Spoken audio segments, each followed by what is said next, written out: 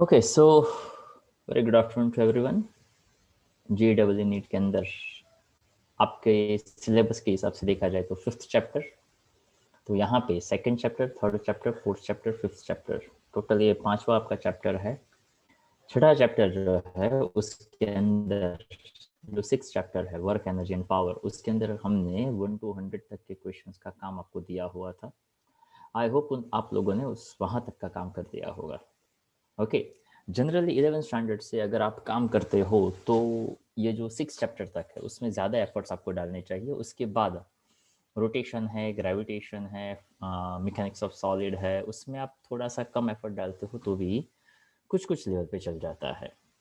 The reason is that कि वहाँ पे कुछ क्वेश्चन थोड़े टिपिकल टाइप के होते हैं जो अभी के लिए मतलब प्रैक्टिस हमारी कम हो तो थोड़ा डिफिकल्ट हो जाता है। और वैसे भी और एग्जाम पॉइंट ऑफ व्यू से भी देखा जाए तो उसमें से क्वेश्चंस आते हैं, बट अगर उस चाहो तो आप उस क्वेश्चंस को वहाँ पे स्किप कर सकते हो। तो we want to just work कि आप थोड़ा सा जो भी वर्क करें वो थोड़ा लॉजिकल वर्क करें, स्ट्रेटेजिकल वर्क करें, ताकि यहाँ पे ये जो एग्ज़ाम होती है वो स्ट्रेटेजी का एग्ज़ाम होता है। अगर आप अपना स्ट्रेटेजी स्ट्रॉन्ग रखेंगे, क्वेश्चंस का या तो चैप्टर्स का सिलेक्शंस प्रॉपरली करेंगे तो आपका स्कोर बहुत ही बढ़िया हो सकता है। ओके, आई थिंक मैं आपके साथ तो नहीं 12th के साथ में डिस्कशन रहा कि यहाँ पे JEE के अंदर अगर आप 30 क्वेश्चंस है, 30 क्वेश्चंस में से अगर आप 8 या 9 क्वेश्चंस भी अटेम्प्ट करते हैं तो आपका परसेंटाइल रैंक फिजिक्स के अंदर 94, 95 ऐसा हो सकता है। ओके, उसका एक परफेक्ट स्टेटिस्टिक्स होता है, पर जो ये सोचते हैं कि ऐसा कैसे हो सकता है, 30 में से 8 क्वेश्चंस करो तो 1/3 33% भी नहीं हुआ, तो ऐसे कैसे हो सकता है।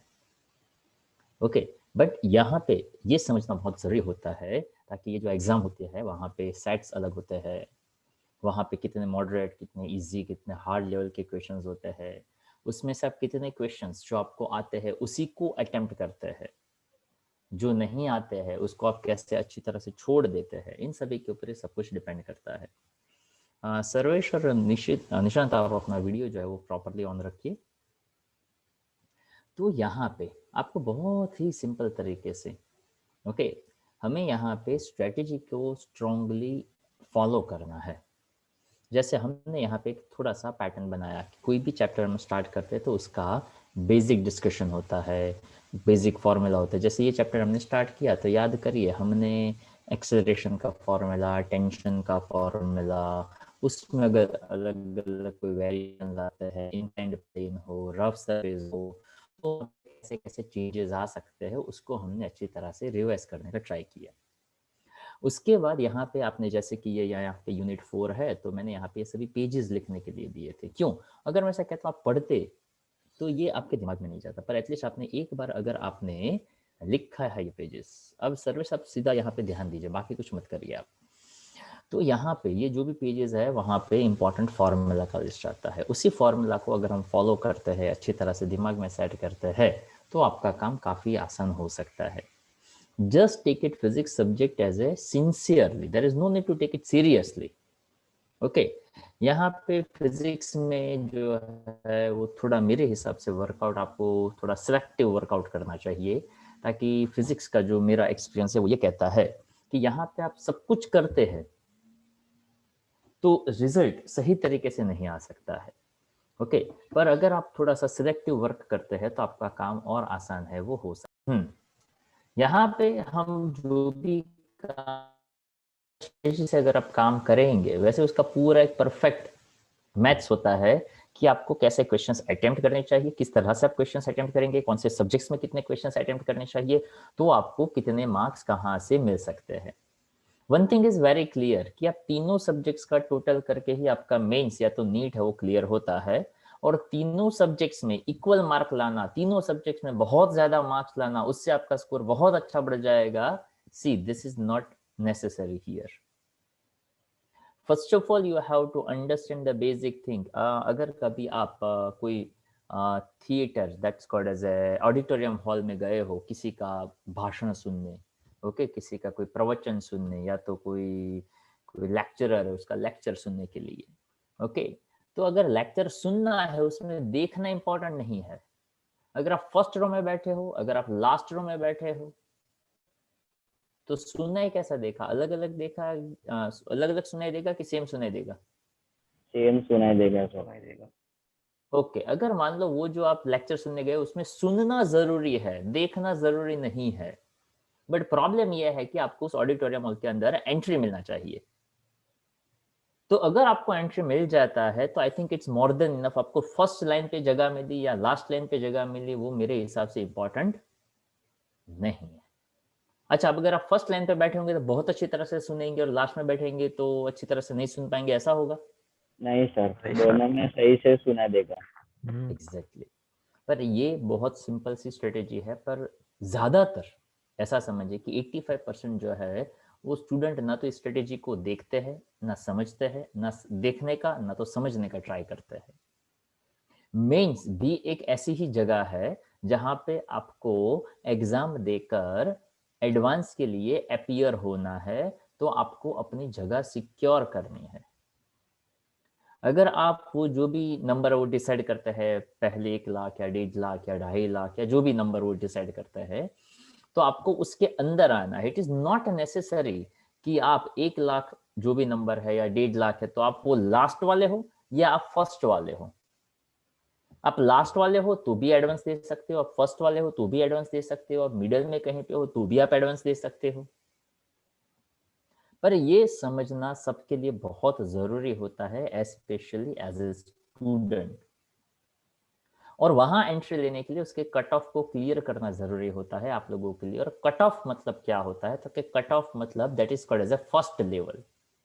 और वो फर्स्ट लेवल जो है, अगर आप उसके ऊपर ऐसा फोकस करोगे कि नहीं तीनों सब्जेक्ट्स मेरे एक्सीलेंट होने चाहिए, वो बहुत अच्छी बात है, आइडियल बात है। बट जब कॉम्पिटिटिव की बात आती है तो every students have to decide their own level. Suppose if your physics is too good, तो ज्यादा से ज्यादा फोकस फिजिक्स पे करिए। अगर फिजिक्स आपका अच्छा होगा तो डेफिनेटली आपका दिमाग है वो केमिस्ट्री की ओर थोड़ा कम जाएगा, ताकि फिजिक्स ज्यादा लॉजिकल है तो मैथ्स आपको ज्यादा मजा देगा, केमिस्ट्री लॉजिकल नहीं है तो आपको शायद वो कम मजा दे। But if you are good in the chemistry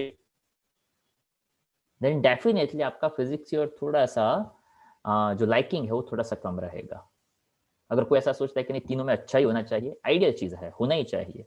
it's something like that कि Virat Kohli is a very good cricketer, तो उसका मतलब ये नहीं कि he has to sing well, उसको अरिजीत के जैसा गाना गाना ही चाहिए। Not necessary, not possible. Arijit है बहुत अच्छा गाना गाता है तो उसका फिटनेस एक्सेलेंट होना ही चाहिए, हो तो बहुत अच्छी बात है, पर जरूरी नहीं है। ताकि अरिजीत को गाना गाना है, विराट कोहली को क्रिकेट खेलना है, पर आप लोग ऐसी सिचुएशन में है आपको गाना भी गाना है, आपको क्रिकेट भी खेलना है, दोनों में एक्सेलेंट करना है, तो वो थोड़ा डिफिकल्ट है। उसके लिए आपके ऊपर डिपेंड करता है कि आप उसमें कितने एफर्ट्स डालते हो। मैं जितना पुश करता हूं उसके हिसाब से हो सकता है कि कुछ कुछ लोग पुश हो जाए, पर ज्यादातर स्टूडेंट्स जो है वो पुश होने की बजाय सीधे सीधे सीधे ऐसा बोलते हैं ना कि वो ऐसे रगड़े जाते हैं। मतलब क्या? तो कि they just drag on the road. Okay, खींचे जाते हैं, तो उससे रिजल्ट जो आना चाहिए वो कभी नहीं आता है। तो पहले आप अपने हिसाब से डिसाइड करिए कि आपको यहाँ पे फिजिक्स की बात करूँ तो second chapter, third chapter, fourth chapter और फिफ्थ चैप्टर। मतलब मैं चैप्टर्स के हिसाब से बात करूँ तो काइनेमेटिक्स, जिसके अंदर motion in straight line, motion in a plane, laws of motion, okay, और वर्क एनर्जी पावर, ओके, और डायमेंशनल फार्मूला वाला चैप्टर। तो ये जो 4-5 चैप्टर, उसमें से आपको जो चैप्टर्स अच्छे लगते हैं, जो चैप्टर्स हम यहाँ खत्म हो चुके हैं, उसको फिर से रिवाइज करिए, क्या समझ में आता है या नहीं आता है। आता है तो अच्छी बात है, नहीं आता है तो फिर से उसके फॉर्मूला को रिवाइज करिए, फिर से वीडियोस को देखिए, समझने का ट्राई करिए कि हमने कौन से स्टेप को कैसे अप्लाई किया। फॉर एग्जाम्पल मैं यहाँ से बात स्टार्ट करूँ तो देखिए यहाँ पे जो सबसे पहला एक क्वेश्चन है हमारा जिसमें हमें स्टार्ट करना है, तो यहाँ पे क्वेश्चन नंबर 83 है, उससे हम स्टार्ट करते हैं। क्वेश्चन 83 क्या कहता है? आपके पास पार्ट 1 पार्ट 3 दोनों ही होंगे, तो पैरेलल देखते जाइएगा, जहां जहां पे समझ में ना आए वहां पे।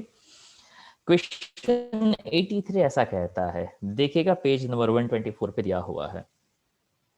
A body M1 of mass 9 kg and another body M2 of mass 6 kg are connected by a light inexchangeable string.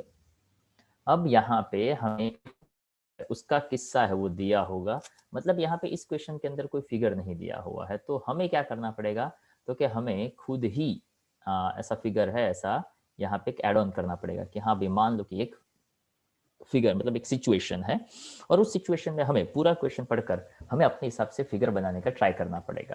तो यहाँ पे आपको दो मासेस दिए गए हैं, एक 6 kg का दिया गया है, एक 9 kg का दिया गया है, और उन दोनों को यहाँ पे कनेक्ट किया हुआ है किस तरह से।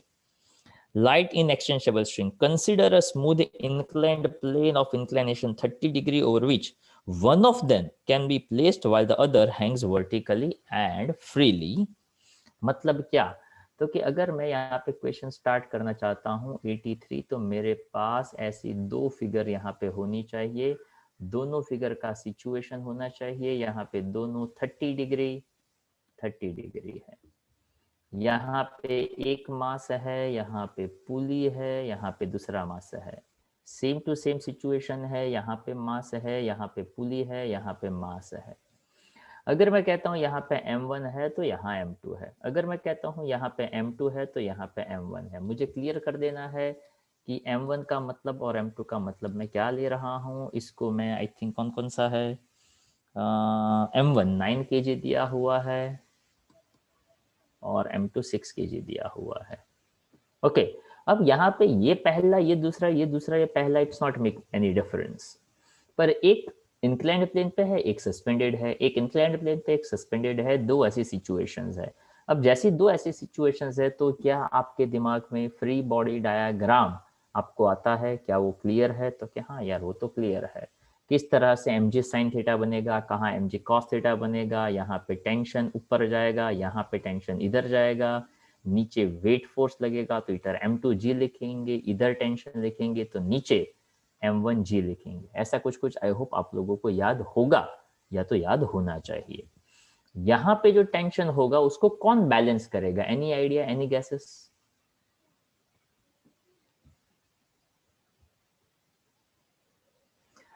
यहाँ पे जो टेंशन लग रहा है उसको कौन बैलेंस करेगा? तो कि ये वाला फोर्स, तो ये वाला फोर्स कौन सा होगा? तो कि यहाँ पे ऐसा सोचा जाता है, नीचे m1 लगता, m1g लगता, यहाँ पे सेम थीटा बनता, जिसमें g थीटा बनता, यहाँ पे बनता m2g sin थीटा, ऐसा कुछ बनता। मतलब क्या, तो कि अगर मैं ऐसा लैग हो रहा है voice? Yes sir. Okay okay, yes sir. हाँ हाँ हाँ, फिर से बता देता हूँ। ओके, यहाँ पे 83 नंबर का क्वेश्चन सही सही आपने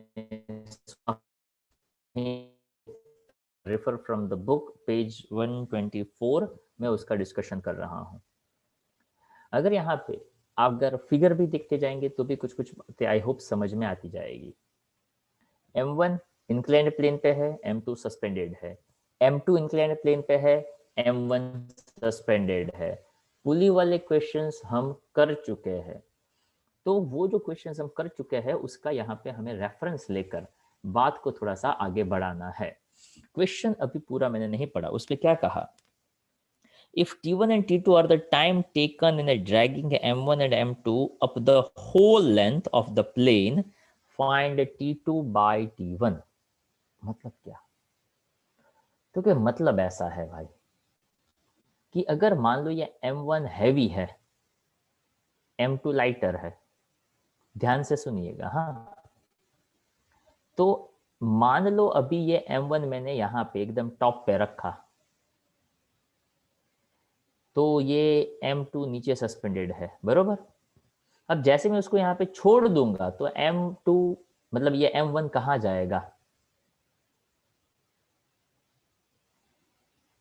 M1 यहाँ पे है, हैवी है, 9 kg का है, यहाँ पे सस्पेंडेड है, 6 kg का है। अगर मैंने उस M1 को यहाँ पे रखा,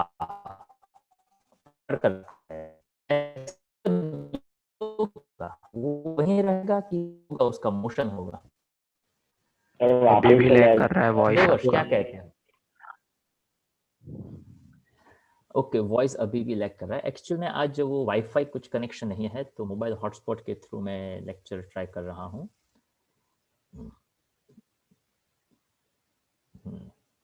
ओके फाइन, चलो 1 सेकेंड। चलो अब देखिए, यहाँ पे पूरा फिगर दिया है, तो मैंने ऐसा कहा कि यहाँ पे m1 जो है वो 9 kg है। अगर मैं यहाँ पे टॉप पे रखता हूँ तो हैवियर होने की वजह से जैसे मैं छोड़ दूंगा वो क्या करेगा, नीचे स्लाइड करेगा, राइट। यहाँ पे m2 इंक्लाइंड प्लेन पे है, उसको मैं नीचे रखूंगा और जैसे ही छोड़ दूंगा तो कहाँ जाएगा, सीधा ऊपर जाएगा।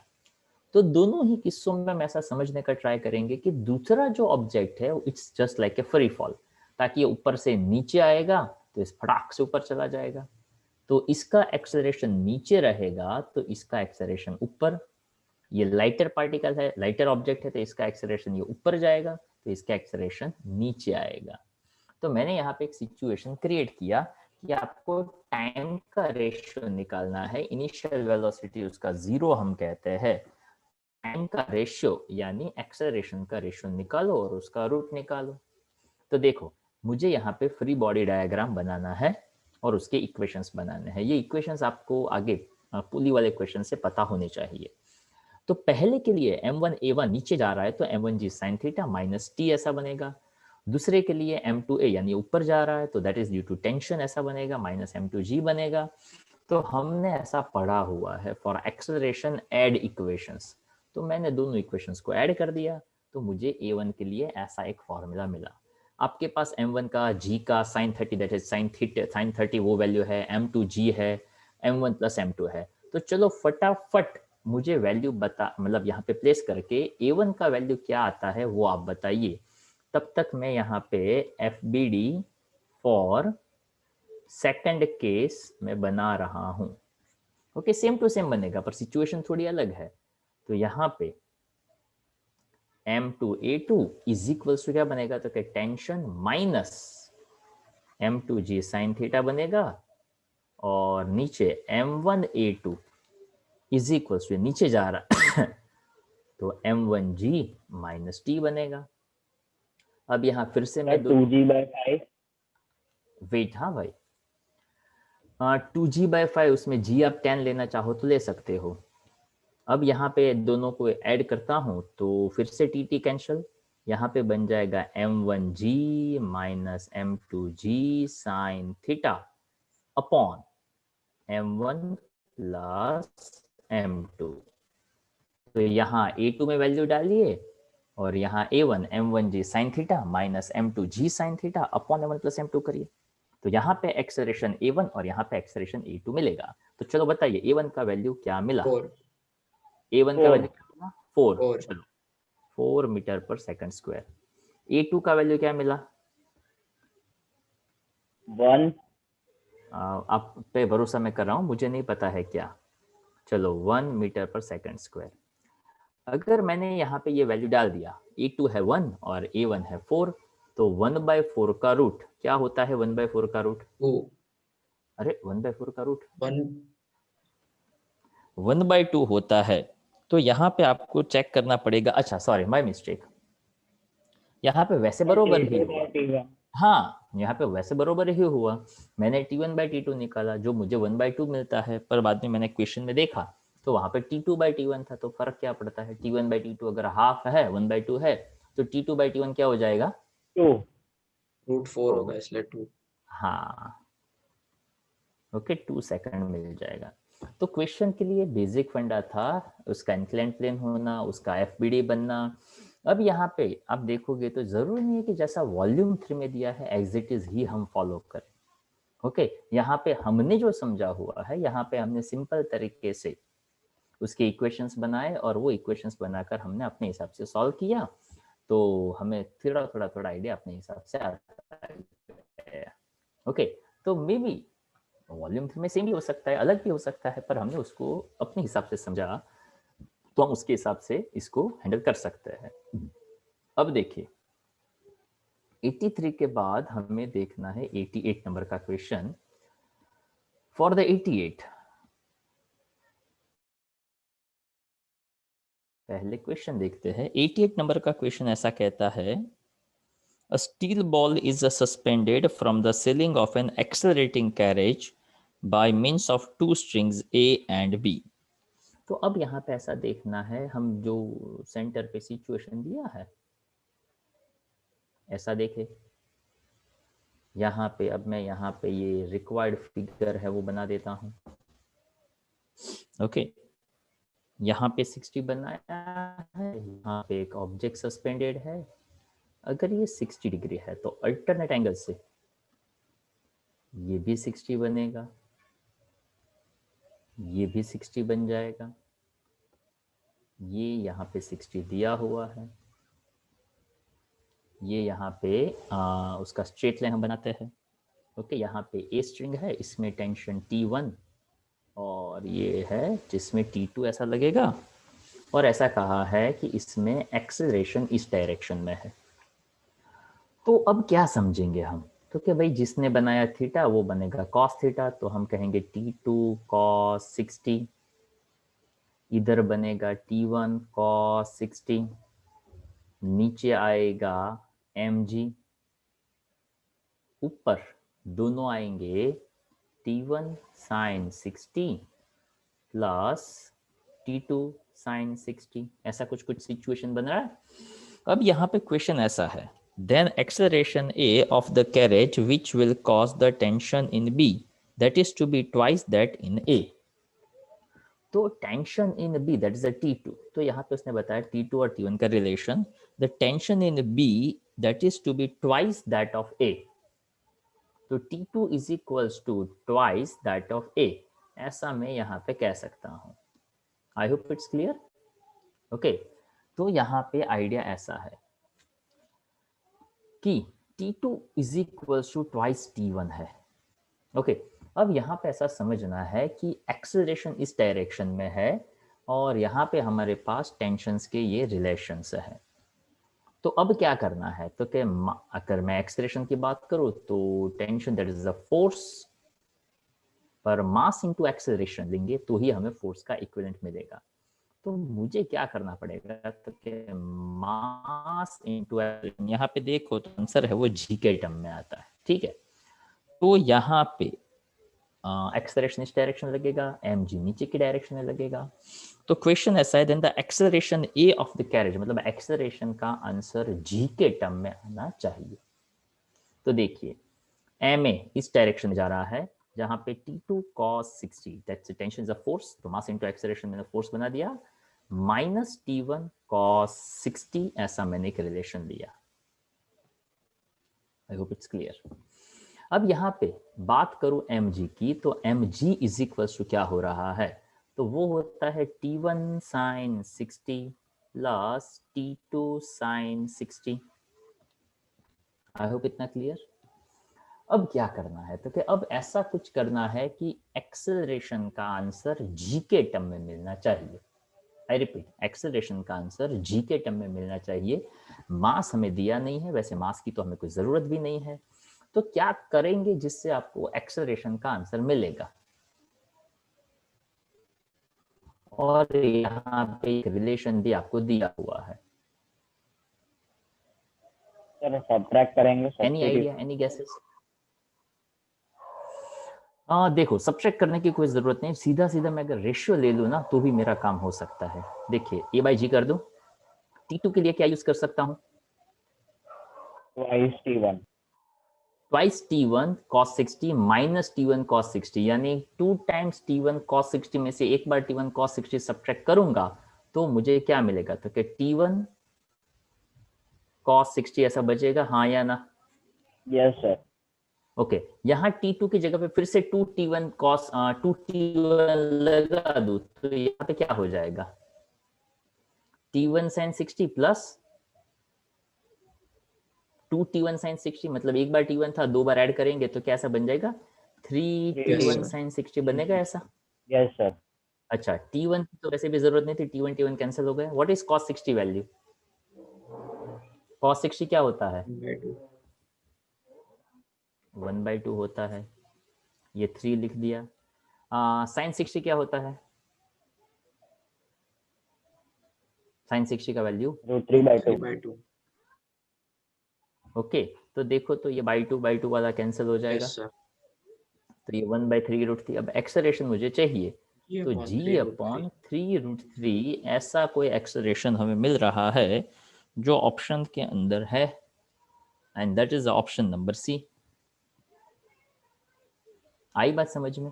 Yes sir. सर पार्ट 3 में है ना वो 30 डिग्री लिया है, तो वो कैसे करना था solve? Same to same. See what I am saying कि इसलिए मैंने क्या कहा कि पार्ट 3 जो है ना उसको आप रेफरेंस की तरह यूज करिए। जब हमें हमारे दिमाग मतलब हमें जब नहीं आइडिया आता है तो अब हम उसको समझते हैं कि यार ये ऐसे कैसे लिया हुआ है। अगर आप देखोगे तो अगर वहाँ पे 30 डिग्री लिया है तो डेफिनेटली हमारे जो मेथड है और वहाँ पे जो मेथड दिया है वो कहीं ना कहीं पे डिफर करता होगा। ओके, मैंने यहाँ पे क्या किया तो कि यार ऑब्जेक्ट मोशन में है तो क्या हाँ है, एक्सेलरेशन की डायरेक्शन में कौन सा टेंशन लगेगा, तो कि यार ये लगेगा, तो उसको पॉजिटिव लिया, दूसरे वाले को नेगेटिव ले लिया, तो पहला इक्वेशन बना दिया। ये तो गिवन था तो मेरा काम का बन गया, तो ये तो गिवन है तो उसको तो मैं यूज कर ही सकता हूँ।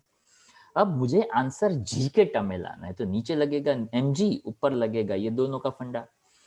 तो वहां पे क्या किया गया है अगर आप देखोगे ना, क्या cos 60 की जगह पे मैं sin 30 यूज कर सकता हूँ, हाँ या ना? हाँ यस सर। Yes sir. तो वहां पे वो फंडा यूज किया होगा, और cos 60 जहां पे लिखा है वहां पे sin 30 लिखा होगा। जहां पे sin 60 लिखा है, क्या मैं वहां पे cos 30 लिख सकता हूं? Yes sir. Yes sir. तो अब आप वॉल्यूम 3 में देखेंगे तो यही डिफरेंस होगा, ma is equal to T2 sin 30 ऐसा लिखा होगा। Okay, yes sir. वैसे उसमें कोई बड़ी बात नहीं है, cos 60 इक्वल टू sin 30 होता है कि नहीं होता है? होता है। होता है। तो वहां पे क्या किया होगा तो कि cos जो 60 लिखा है ना उसमें लिखा होगा cos 90 माइनस 60, तो cos 90 माइनस 60, 90 माइनस 60 करो तो 30 हो जाता है, तो क्या हाँ फंक्शन चेंज हो जाएगा, तो क्या हाँ तो sin ये 30 हो जाएगा। तो sin 30 हो जाएगा। तो cos 60 का हो या sin 30 का हो, दोनों का मतलब सेम है। सेम होता है। ओके, तो यहाँ पे मैं वही कहता हूँ कि आप वॉल्यूम 3 को यूज़ करिए, प्रॉपरली यूज़ करिए, ज़्यादा से ज़्यादा यूज़ करिए, कोई टेंशन नहीं है, पर अपने को समझ में आए वो हमारे लिए बहुत ज़रूरी है। और वो समझ में आए उसके लिए आपको क्या करना चाहिए, तो कि पहले हमने जो सीखा है उसको थोड़ा सा हम सेटिस्फाई करें, उसके बाद नहीं समझ में आते तो उसको भी समझे, हो सकता है उसमें जो दिया हो वो भी शायद अपने को ना समझ में आए, तो उसको समझाने के लिए तो हम है ही। ठीक है, तो ये जो था वो 88 नंबर का था। आई होप अब ये समझ में आया होगा। 88 के बाद आता है 91। तो देखिए 91 नंबर का जो क्वेश्चन है वो क्वेश्चन रीडिंग वाला क्वेश्चन है, उसमें ऑप्शंस हमें अपने हिसाब से सोचने हैं। 91 ऐसा कहता है पहले क्वेश्चन हम देख लेते हैं, आपके पास भी बुक होगा। अब आवाज क्लियर आ रही है? हाँ सर क्लियर। Yes sir. हाँ, तो सर्वेश आप भी चाहो तो वीडियो ऑन कर सकते हो। A massive platform of mass capital M is moving with the speed v equal to 6 meter per second at t equal to 0. A body of mass small m, which is very, very small, is gently placed on the platform if the coefficient of friction between the body and the platform is a 0.3 and g is a 10 meter per second. The body covers a distance of 3 meter on the platform in the direction of motion of the platform. मतलब ये उसके options दिए गए हैं। तो ये चारों के चारों ऑप्शंस पे हम काम करें उससे ज़्यादा या तो उससे पहले हमारे लिए इम्पोर्टेंट ये होना चाहिए कि जो सिचुएशन दिया हुआ है उसके हिसाब से देखे कि हो क्या सकता है। सो क्वेश्चन नंबर 91 में हम सबसे पहले ये देखें, एक प्लेटफॉर्म है कैपिटल एम का, moving with the speed v 6 metre per second, मतलब एक प्लेटफॉर्म या तो एक बॉक्स जैसा है जो मोशन में है। At t equal to 0, body of small mass m is gently placed on the platform. It is something like that कि मान लो ये एक प्लेटफॉर्म होता और इसके ऊपर मैं कोई एक ऑब्जेक्ट रखता, अगर मैं इसको ऐसे मोशन में लाता तो कहाँ जाता वो ऑब्जेक्ट? थोड़ा सोच के बताइए, आंसर जल्दी मिल सकता है आपको। अगर मैंने इसके ऊपर कोई एक छोटा सा ऑब्जेक्ट रखा होता, ओके लाइक दिस, कि अगर मान लो मैंने इसके ऊपर ये ऑब्जेक्ट रख दिया, ओके अब ये ऐसे जाएगा तो तो ऑब्जेक्ट कहाँ गया? अपोजिट डायरेक्शन में। हाँ, वो ऑब्जेक्ट तो इधर गया, मतलब ये प्लेटफॉर्म तो इधर गया, पर वो ऑब्जेक्ट तो पीछे रह गया। क्यों? तो कि वो लाइटर मास वाला था। ओके, अगर मान लो हैवियर होता, इसके ऊपर ऐसा हैवी होता, तो मैं इसको ऐसे लेकर जाता तो वो भी कहाँ जाता, उसके साथ साथ जाता। प्लस ऐसा मैं कहता कि ये स्मूथ नहीं होता, रफ सरफेस होता। रफ सरफेस होता तो शायद यहाँ पे ऐसा मान लो ये थोड़ा रफ है, मैं उसको ऐसे रखता, मैं इसको ऐसे स्पीड में देता तो भी वो नहीं गया। मैंने थोड़ा और ट्रैक तो भी नहीं गया। क्यों नहीं गया? तो कि इसके और इसके सरफेस के बीच में फ्रिक्शन थोड़ा सा ज़्यादा था, फ्रिक्शन थोड़ा सा ज़्यादा था, इस वजह से वो ऐसे पीछे नहीं गया। तो यहाँ पे जो 4 ऑप्शंस दिए गए हैं, हमें उसको टेक्निकली सिर्फ देखना है। तो उसके लिए मैं सजेस्ट करूंगा कि आप वॉल्यूम 3 जो दिया हुआ है वहाँ पे देखिए, थोड़ा सा एक्सप्लेनेशन हल्का फुल्का सा दिया हुआ है, तो उसके पॉइंट को समझने का ट्राई करते हैं। जो भी मैंने बताया उसके अंदर ऐसा ही दिया है capital M is much greater than small m. The velocity of capital M remains unchanged after small m is placed on it. Something like that. कि एक ट्रक जा रहा है, ये तो बस जा रहा है, बस के ऊपर से कोई बंदर गिरा तो बस की वेलोसिटी के ऊपर क्या इफेक्ट होगा? कोई नहीं। क्यों? तो क्या बस का स्पीड बस के हिसाब से है, उसके ऊपर एक बंदर ऊपर से गिरेगा तो बस का मास और बंदर के मास में डिफरेंस है। अंडरस्टैंड? तो वही चीज यहाँ पे बनी। एक्सेलरेशन ऑफ फर्स्ट वन, तो एक्सेलरेशन होता है टोटल मास अपॉन एक्सेलरेशन यहाँ पे F is equals to ma। Okay, और वो नॉर्मल फोर्स की बात करे तो उसके हिसाब से यहाँ पे बता दिया कि एक्सेलरेशन बन जाता है टोटल फोर्स अपॉन मास। कौन सा फोर्स लगता है? तो कि फ्रिक्शनल फोर्स लगता है, तो that is a mu mg। Okay, divide by small m, वो कैंसिल हो गया, तो म्यू इंटू जी जो एक्सेलरेशन बन गया। पहला पॉइंट ऐसा बताया। अब सेंटर ऑफ मास ओके, तो वहां पे बताया है कि वो सिंपल एक्सेलरेशन ए जितना लग रहा है। इनिशियल रिलेटिव वेलोसिटी यहाँ पे ये जो लिखा है ना, a small m capital M, उसका मतलब होता है acceleration of small m with respect to capital M। तो देखो स्मॉल m इसका 0 और यहाँ पे a लिखा है। क्यों ऐसा लिखा है? तो कि बंदर के ऊपर से गिरने की वजह से बस आगे जाएगा, बस पीछे जाएगा, कि बस के साथ जाएगा?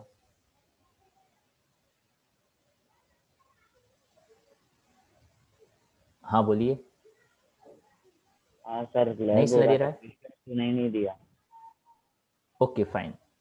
So this one I consider acceleration, relative acceleration.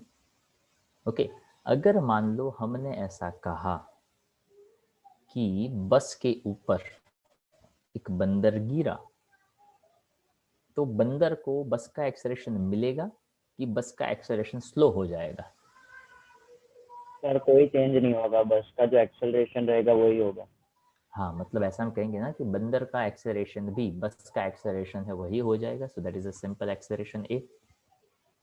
Yes sir.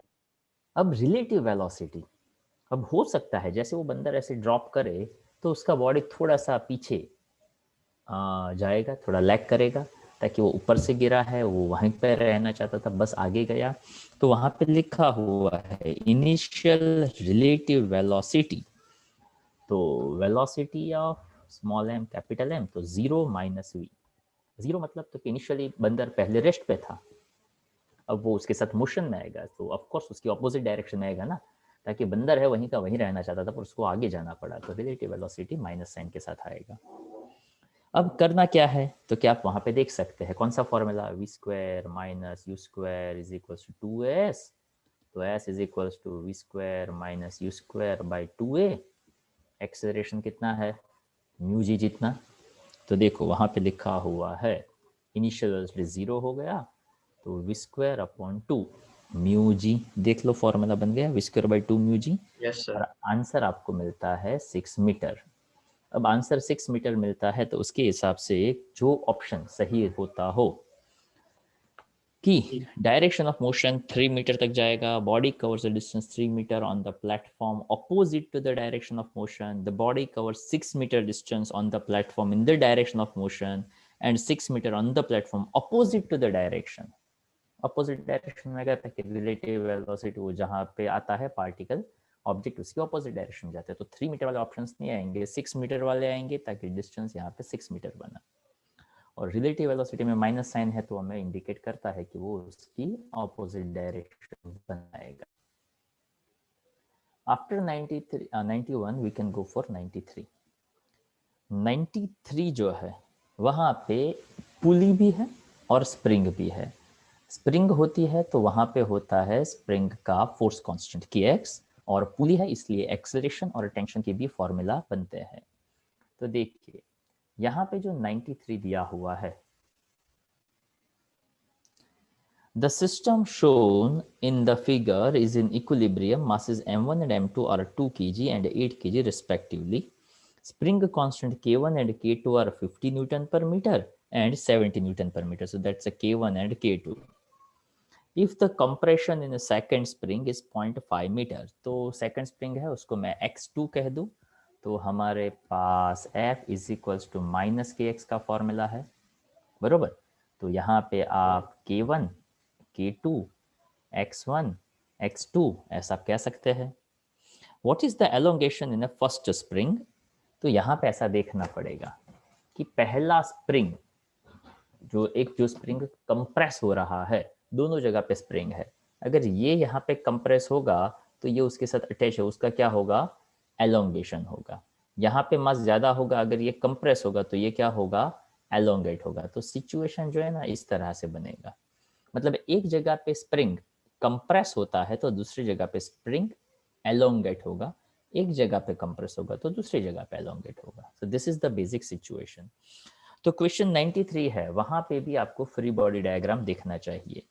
यहाँ पे जो सिचुएशन दिया है m1 और m2 है, उसमें देखा जाए तो m1 जो है वो 2 kg का है और m2 है वो 8 kg का है। तो ऑफ कोर्स 8 kg जिसके साथ है वहां पे स्प्रिंग क्या होगा, कंप्रेस होगा कि एलोंगेट होगा,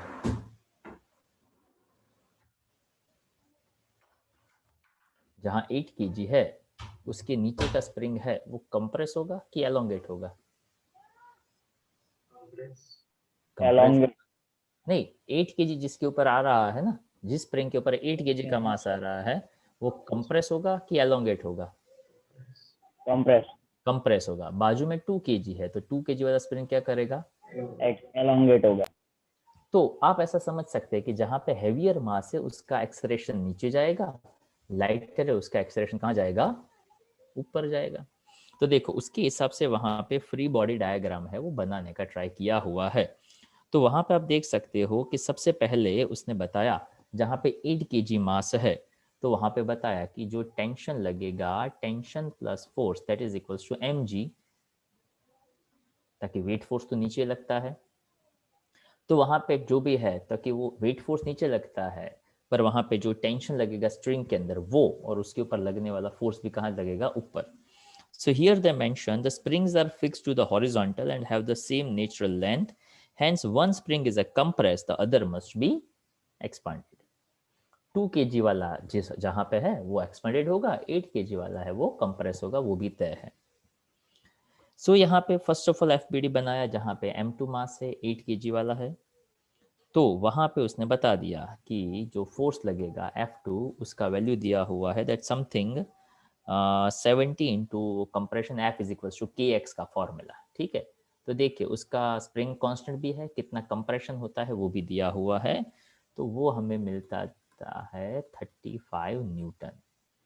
अब उसने आगे बताया कि अगर मैं F1 मतलब सॉरी M1 के लिए दूसरा FBD बनाऊं, तो दूसरा FBD वहां पे बनाया हुआ है और ये वैल्यू यहाँ पे डालते हैं तो T का वैल्यू भी मिल जाता है 45 न्यूटन। ओके, तो पहले ये फ्री बॉडी डायग्राम समझ में आना चाहिए।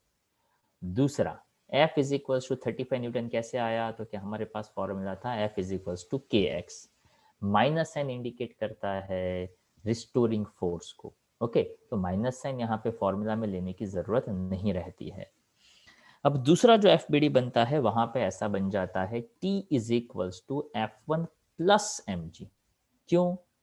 तो कि वहां पे FBD दिया हुआ है जहां पे वेट फोर्स लग रहा है, टेंशन तो स्ट्रिंग की मतलब पुली की साइड ही लगेगा, पर वहां पे F1 भी mg की डायरेक्शन में लगता है, that is called as a restoring force.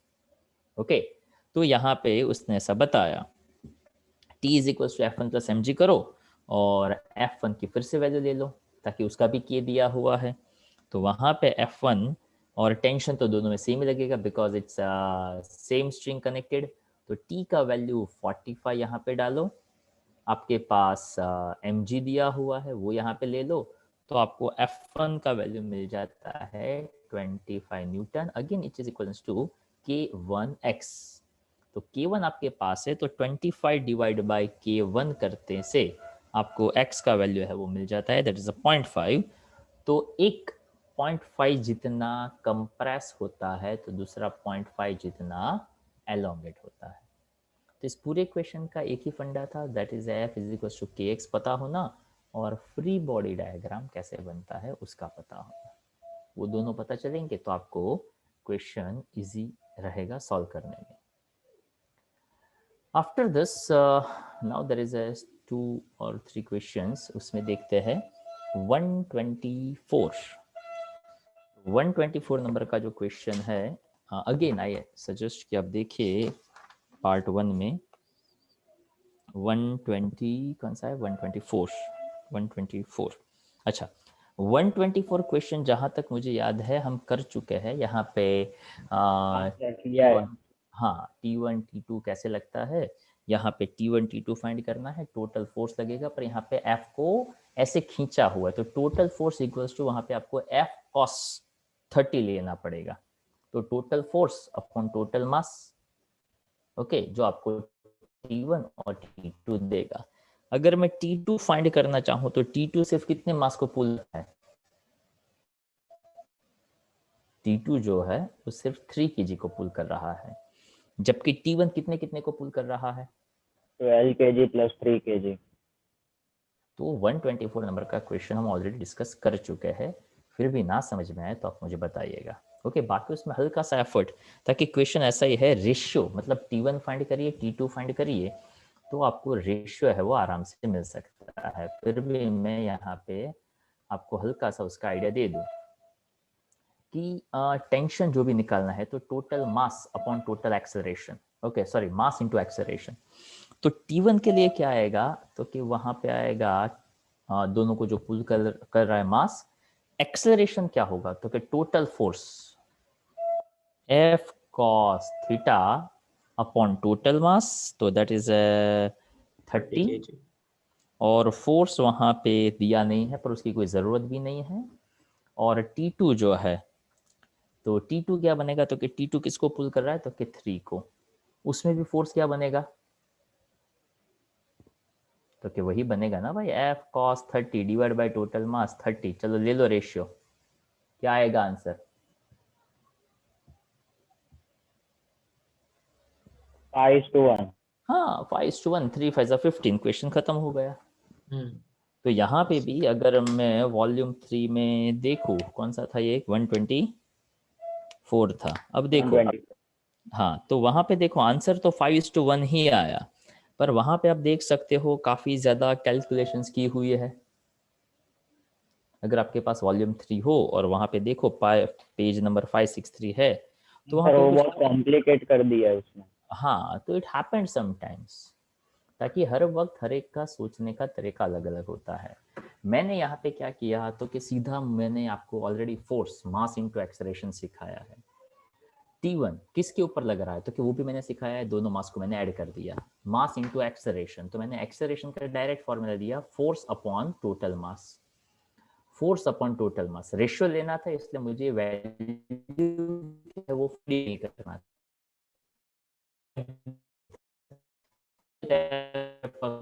होता है। तो अल्टीमेटली T2 है वो इन मासेस को पुल करता है, T1 सॉरी T2 इसको पुल करता है, तो रेशियो ले लो। ओके तो यहाँ पे हो सकता है कि कभी कभार हम जो अप्लाई करें वो वहाँ पे काफ़ी सिंपल हो जाए। तो 124 जो है वो हमने किया था, फिर भी हमने यहाँ पे डिस्कस कर दिया। 125, 129। अब 125 जो है वो भी अभी जस्ट हमने किया, एग्जैक्टली वैसा ही दिख रहा है, ताकि वहाँ पे आप देख सकते हो एक इंक्लाइंड प्लेन है। पर ये जो क्वेश्चन है, for the system shown in the figure the pulleys are light and frictionless, the tension in the string will be dash. तो ये जो क्वेश्चन यहाँ पे दिया हुआ है वहाँ पे काफ़ी डेटा जो है वो मिसिंग मुझे लग रहा है, ताकि यहाँ पे आप देखने जाओ तो कितना मास लेना है, या तो एम ऐसा दिया है, पर एम का मास क्या है वो क्वेश्चन के अंदर मेंशन नहीं है। ओके, सो आई रिपीट, 124 है वो तो हमने अभी जस्ट कर दिया, पर 125 वाला है उसको आप कैंसिल कर दीजिए, ताकि क्वेश्चन के अंदर स्मॉल एम और दोनों सेम मास लिए हुए हैं तो अलग सिचुएशन बनेगा। पर वहाँ पे एग्जैक्टली उसने बताया नहीं है कि मास की वैल्यू क्या है। अगर मास की वैल्यू नहीं देते हैं तो हम वहाँ पे टेंशन जो है उसका वैल्यू नहीं निकाल सकते हैं। Okay, so it means that question is incomplete. तो आई सजेस्ट कि आप 125 को अभी इग्नोर करिएगा। उसके बाद 128 है और 129 है। अब 128 और 129 है उसमें भी सेम सिचुएशन है। अब देखो, सबसे पहले 129 का डिस्कशन करें तो 129 ऐसा कहता है जो मुझे अच्छा लग रहा है, द मंकीज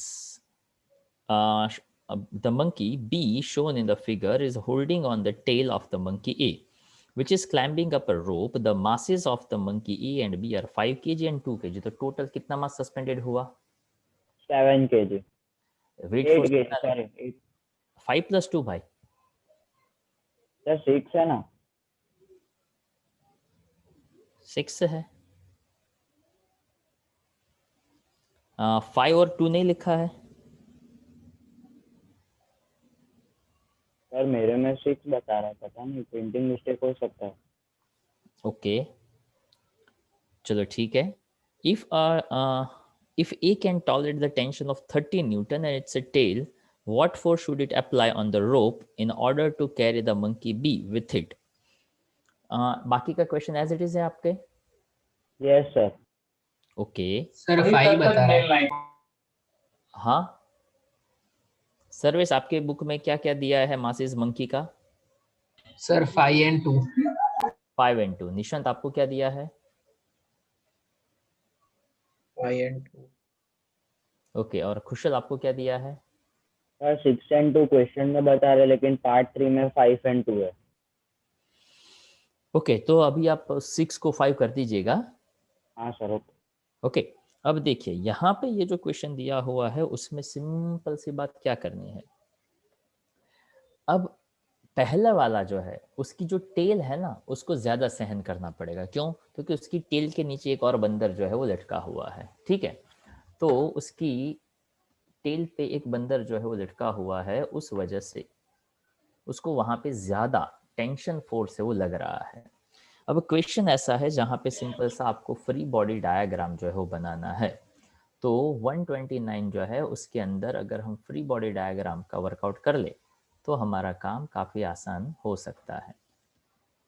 वैसे आप वॉल्यूम 3 में देखेंगे तो वहाँ पे भी एक फ्री बॉडी डायग्राम सिंपल सा बनाकर दिया हुआ है। वहाँ पे देखिए, जो पहले 5 kg वाला है, 5 kg वाला ऊपर है और 2 kg वाला नीचे है। तो जो 2 kg वाला है उसके नीचे तो कोई सस्पेंडेड है ही नहीं, पर जो 5 kg वाला है वहाँ पे आप देखिए लिखा हुआ है टी भी नीचे लग रहा है और 5G भी नीचे लग रहा है, मतलब उसका अपना वेट फोर्स नीचे लग रहा है, प्लस वहाँ पे टेंशन भी है वो लग रहा है। तो वहाँ पे आपके लिए बहुत ही सिंपल सा फंडा, ध्यान से सुनिएगा क्या बता रहा हूँ मैं। ऐसा एक वेट फोर्स हो नीचे, टोटल है वो, टोटल दोनों का मिलाकर 7G है वो होता है, यहाँ पे टेंशन ऊपर लग रहा है। अगर मैं ऐसा कह रहा हूँ कि ये इक्विलिब्रियम में है, अगर मैं ऐसा कहता हूँ कि ये इक्विलिब्रियम में है, तो आपका काम सिंपल सा है, जस्ट समथिंग लाइक दैट, कि ये कितना टेंशन सहन कर सकता है, तो कि ये इतना टेंशन मतलब इससे ज़्यादा टेंशन वो सहन नहीं कर पाएगा। तो यहाँ पे सिंपल सा फंडा बता दिया है कि पहला मंकी जो है वो फोर्स जहां पे लगाएगा ऊपर की डायरेक्शन में, वेट फोर्स लगेगा उसके ऑपोजिट डायरेक्शन में, which is equivalent to mass into acceleration, और ऑफ कोर्स वहां पे टेंशन भी तो लगेगा। तो आप ऐसा कह सकते हैं tension also in the upward direction, तो F minus 5G minus tension which is equal to mass into acceleration. और दूसरा वाला है उसको तो कोई टेंशन नहीं है, T minus 2G is equals to 2A। So here it's very very important. देखो पहले फिर से समझा रहा हूँ, ध्यान से सुनिएगा। ये 5 kg वाला, सर यहाँ पे टेंशन दोनों मतलब टी लेना है, T1 T2 नहीं होगा? नहीं, ताकि यहाँ पे जो भी टेंशन लगेगा वो एक ही रोप पे लग रहा है ना। सर मतलब 5 kg वाले का नीचे लग रहा है, 2 kg वाले का ऊपर लग रहा है। हाँ, उसको कैसे समझिए आप, तो कि 5 kg वाला है, कौन कहाँ पे लटका हुआ है, किसने किसकी पूंछ को पकड़ के रखा है? 2 kg वाले ने 5 kg वाले की पूछ को। ऑफ कोर्स ऐसा ही होगा ना। यस पर सर। अब 5 kg वाले को क्या करना है, तो कि 5 kg वाला नीचे ना गिरे, इसलिए उसको किसको पकड़ के रखना पड़ेगा? रोप को पकड़ के रखना पड़ेगा। हाँ सर। तो 5 kg वाला है, वहां पे देखिए कि वो फोर्स कहाँ लगा रहा है, ऊपर। उसका खुद का वेट फोर्स कहाँ लग रहा है, नीचे। नीचे। पर उसकी पूंछ जो है वो खींची जा रही है, इसलिए टेंशन यहाँ पे दिया हुआ है। 2 kg वाला है, वो अपने हाथ से ऊपर वाले की पूंछ खींच रहा है, इसलिए उसका टेंशन ऊपर दिया हुआ है, और उसका वेट फोर्स भी कहाँ लगेगा, नीचे। नीचे। अब ये जो है वो ऊपर लटके रहना चाहता है, इसलिए एक्सेलरेशन इसका ऊपर है, तो ये भी इसकी वजह से ऊपर ही तो रहना चाहता है ना। हाँ सर।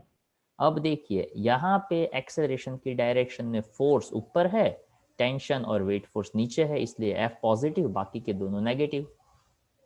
यहाँ पे एक्सेलरेशन की डायरेक्शन में टेंशन है, इसलिए ये पॉजिटिव और ये नेगेटिव। अब यहाँ पे जो क्वेश्चन है, उस क्वेश्चन में अगर हमें फाइंड करना है उसका टेंशन, तो हमने ऑलरेडी सीखा हुआ है, इसका क्या ले लो आप, रेशियो। रेशियो ले लो। रेशियो ले ले से वैसे यहाँ पे आप देख सकते हो टेंशन भी निकालेंगे और बाद में एक्सेलरेशन भी निकालेंगे, पर हमने डायरेक्टली कहा है कि अगर आप दोनों का रेशियो ले लो तो सीधा सीधा टेंशन आपको मिल सकता है। और यहाँ पे टेंशन आप ले सकते हैं, टेंशन इज इक्वल्स टू यहाँ पे कैलकुलेट करके दिया हुआ है, that is 2F/7, that something. तो अब क्या करना था, तो कि अगर वहां पे ऐसा कहा कि एक बंदर जो है वो मैक्सिमम 30 न्यूटन तक सहन कर सकता था, तो ये ऑलरेडी 2G यानी कितना लगाता है, 20 न्यूटन, बरोबर। 20 न्यूटन। तो वो तो उसको सहन करने में कोई दिक्कत नहीं आएगी। पर दूसरा वाला जो है वहां पे ऐसा बताया कि अगर वो वहां पे इतना फोर्स लगाता है तो 2F/7 जितना हो जाए, तो 2F/7 जो है वो कितना हो जाता है, तो यहाँ पे कैलकुलेट करके दिया हुआ है, that force that should be that something is 2F/7 और वैल्यूज कुछ डाली, तो वहाँ पे बताया है कि वो जो फोर्स है वो 105 और 70 के बीच का होना चाहिए। क्वेश्चन की रिक्वायरमेंट को फिर से मैं समझा रहा हूँ, ध्यान से देखिएगा। पहले तो 2 FBD समझिए, 2 FBD समझने के बाद आप टेंशन क्या मिलता है उसके ऊपर फोकस करिए। ये हो जाए उसके बाद क्या, तो कि 20 न्यूटन जो छोटा वाला बंदर लगा रहा था, जो टेंशन लग रहा था वो, और 30 न्यूटन मतलब इतना सहन कर सकता था, इतना लग रहा है, तो टेंशन जो लग रहा है वो 20 न्यूटन से ज़्यादा है पर 30 न्यूटन से कम है। अब उसने यहाँ पे ऐसा बताया कि what is the tension value, तो कि टेंशन का वैल्यू तो 2F/7 है, तो चलो एक काम करो, इसकी जगह पे लगा दो 2F/7। जैसे ही हमने 2F/7 यहाँ पे लगाया, तो ऑफ कोर्स मुझे F फाइंड करना पड़ेगा, और F फाइंड करने के लिए मैं ये 7/2 इधर चला जाने देता हूँ, ये इधर 20 और इधर 30। क्या किया, F को सब्जेक्ट ऑफ इक्वेशन बनाना हो तो इसको मल्टीप्लाई बाय 7/2 करूँगा, तो 20 7/2, 2F/7 7/2, 30 7/2, मतलब हर एक टर्म को 7/2 से मल्टीप्लाई कर दिया, तो इसका 7 7 कैंसल, इसका FF कैंसल, इसका 2 20, यानी 10 और इसका 15 यानी 15 7 जा। तो यहाँ पे जो f का रिलेशन बना वो f का रिलेशन कैसा बना, तो कि f है वो 70 न्यूटन से कैसा होना चाहिए, तो कि ज़्यादा, और 150 ज़्यादा। से कैसा होना चाहिए, कम कम। होना चाहिए। तो उसके हिसाब से यहाँ पे जो ऑप्शन दिया हुआ है ए वो ज़्यादा सही हो रहा है। आई कुछ बात समझ में? Yes sir. और 128 वाला क्वेश्चन है, वो 128 वाला क्वेश्चन है, उसको भी यहाँ पे कैंसिल किया गया है ताकि ये दो पुली वाला सिचुएशन है। वैसे समझना चाहो तो उसमें समझ सकते, कोई बड़ी बात नहीं है, थोड़ा सा मैं आइडिया दे देता हूँ। पर यहाँ पे दो पुली वाले क्वेश्चंस की ज़रूरत नहीं होती है, वो हम नहीं करते हैं, ताकि जनरली जो भी क्वेश्चंस पूछे जाते हैं वो इंक्लाइंड प्लेन पे ही पुली वाले क्वेश्चंस पूछे जाते हैं। ओके, फिर भी यहाँ पे दो पुली वाला जो क्वेश्चन है उसमें एक सिचुएशन ऐसी आती है कि आप एक हॉरिजॉन्टल क्वेश्चन हमने किया था जहाँ पे दो पुली थी, तो उसी को लेकर ऐसा हम समझते हैं ये एक पुली, उसके साथ यहाँ पे दूसरी, और नीचे ऐसा मास सस्पेंडेड, और ये यहाँ पे कनेक्टेड है, यहाँ पे है। अब देखिएगा कि अगर आप यहाँ एक पुली है तो क्या ऐसा दिख रहा है कि ये पूरी की पूरी एक ही स्ट्रिंग है, हाँ या ना? ये पूरा का पूरा एक ही स्ट्रिंग है, पूरा का पूरा एक ही स्ट्रिंग है, तो उसमें टेंशन कैसा लगेगा? सेम। सेम। ओके, अगर मैं यहाँ पे कहता हूँ कि यहाँ पे कोई एक मास सस्पेंडेड है और यहाँ पे कोई दूसरा मास सस्पेंडेड है, तो एज पर द क्वेश्चन वहाँ पे ऐसा दिया था कि यहाँ ये बी है जहाँ पे 1 kg है, यहाँ पे 2 kg है, तो 1 के साथ जो हो उस टेंशन को मैं T1 कह दूँ और इस वाले के साथ मैं T2 कह दूँ। नीचे लगेगा 2g और इधर लगेगा g। क्वेश्चन ऐसा है acceleration of A and B, तो इसका और इसका, एक सेकेंड, इसको हमने b कहा हुआ है, ओके, इसको b कहा है और इसको a कहा हुआ है, तो हमें उसका एक्सेलरेशन जो है वो बताना है। अब जितना टेंशन यहाँ पे लगेगा तो ऑफ कोर्स ये सेम ही स्ट्रिंग है, तो इधर T2 लगेगा, ये ऊपर भी यहाँ पे T2 लगेगा, ऐसा हमें लेना पड़ेगा। अब सिंपल सी बात क्या है, ये 2 kg वाला ऑब्जेक्ट कहाँ जाएगा? अगर मान लो मैंने उसको रिलीज कर दिया, अगर आप T2 और T1 का रिलेशन निकालने जाओ तो T1 कहाँ लग रहा है? ऊपर एज वेल एज नीचे, तो दो T2 बिगा मतलब इकट्ठा होंगे, दोनों सेम साइड वाले लेंगे, तो twice T2 is equals to T1, ऐसा पहला पॉइंट मिलता है। अगर मैं इसको लेकर FBD बनाऊं तो देखिएगा मैं बना रहा हूँ, इसको लेकर एक FBD बनाया तो इसके केस में T2 ऊपर, T2 ऊपर, जितना ऊपर लगता है उतने टेंशन नीचे, T1 नीचे, तो T1 is equal to twice T2 ऐसा बनता है। अब दूसरा पॉइंट क्या है, तो कि दूसरा पॉइंट ये है कि कौन सा ऑब्जेक्ट कहाँ पे जाएगा, चलो देखकर फटाफट बताइए। T1 ऊपर जाए। हाँ, अब देखिएगा ये जो किस्सा है ना उसमें ऐसा समझना पड़ता है कि ये जो T2 है ना, जो थोड़ा 2 kg का है, तो ये 2 kg वाला नीचे जाएगा, तो ये 1 kg वाला कहाँ जाएगा? ऊपर। ऊपर जाएगा। इसको कहते हैं उसका डिस्प्लेसमेंट, मतलब क्या कि कितना डिस्प्लेस्ड होगा। अब ये जो क्वेश्चन है ना उसमें ऐसा समझना पड़ता है कि ये जो स्ट्रिंग का डिस्टेंस है ना, वो स्ट्रिंग का डिस्टेंस मतलब स्ट्रिंग का लेंथ एज इट इज रहेगा कि लेंथ में कोई चेंज होगा? टोटल लेंथ, हाँ, टोटल लेंथ कैसा रहेगा? सेम रहेगा या अलग अलग होगा? सेम। सेम रहेगा। तो इसको यहाँ पे थोड़े अलग तरीके से समझा जाता है, और इसलिए ये आई थिंक ये क्वेश्चन थोड़ा ओल्ड सिलेबस से है। यहाँ पे इसको कहते हैं कंस्ट्रेंट प्रॉब्लम। कंस्ट्रेंट प्रॉब्लम का मतलब ये होता है यहाँ पे ये length of the string that remains constant, और कांस्टेंट वैल्यू का डिफरेंशिएशन करो तो क्या होता है? कांस्टेंट वैल्यू का डिफरेंशिएशन क्या होता है? Differentiation of constant value is always 0 होता है। दो। ओके, तो तो यहाँ पे इस वजह से ये क्वेश्चन नहीं किया है, पर जिसको समझ ना हो उसके लिए मैं यहाँ पे एक छोटा सा एडवाइस देता हूँ। एक छोटा सा पॉइंट आप समझिएगा कि यहाँ पे ऐसा दिया हुआ है, पहली स्ट्रिंग का जो टेंशन लग रहा है उसमें जो डिस्टेंस ट्रैवल हो रहा है उसको आप d1 समझिएगा, डेल्टा जैसा लिखा है उसको आप dy1 समझिएगा, प्लस सेकंड ऑब्जेक्ट में जो लगता है वो दूसरा डिस्टेंस ट्रैवल करेगा, पर टोटल डिस्टेंस जो है वो वहाँ पे 0 इसलिए दिया हुआ है ताकि पूरा जो स्ट्रिंग है उसका लेंथ एज इट इज रहेगा। मतलब पहला टेंशन जितना ऊपर खींचा जाएगा उतना ही T2 है वो नीचे आएगा। और उसके बाद यहाँ पे ये रिलेशन रख दिया है T1 is equal to twice T2, तो 2 dy1 plus y2 is equal to 0 ऐसा लिखा है। अब यहाँ पे नीचे लिखा था differentiation with respect to time twice, तो याद करिए differentiation of x with respect to time क्या देता है? Velocity. d2x by dt square क्या देता है? एक और बार डिफरेंशिएशन करेंगे तो क्या देता है? एक्सेलरेशन देता है। एक्सेलरेशन, हाँ सर।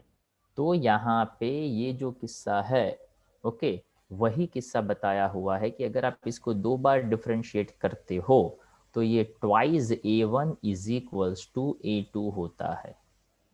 ओके, अब ये जो किस्सा है इफ इट्स रिक्वायर्ड तो नेक्स्ट में एक अपार्ट फ्रॉम ऑल दिस एक अलग से थोड़ा सा 10-15 मिनट के लिए आपको समझा दूंगा, ताकि ये किस्सा जो है वो बहुत पुराना है, जहाँ पे इसको कहते हैं कंस्ट्रेंट प्रॉब्लम, कि जहाँ पे लेंथ आपको फिक्स रखना है तो उस क्वेश्चन में 2a1 is equal to a2, मतलब ये डायरेक्ट उसका फॉर्मूला है, वो हमें समझ में आएगा। अदरवाइज आप चाहो तो इसको आप स्किप करना चाहो तो भी आप स्किप कर सकते हो।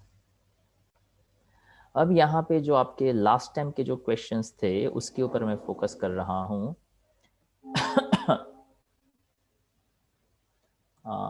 यूनिट 4 में जो आपने काम किया हुआ है उसको लेकर आप मुझे बताइए। चलो यूनिट 4 के अंदर पहले 1 to 10 के डाउट्स बताइए।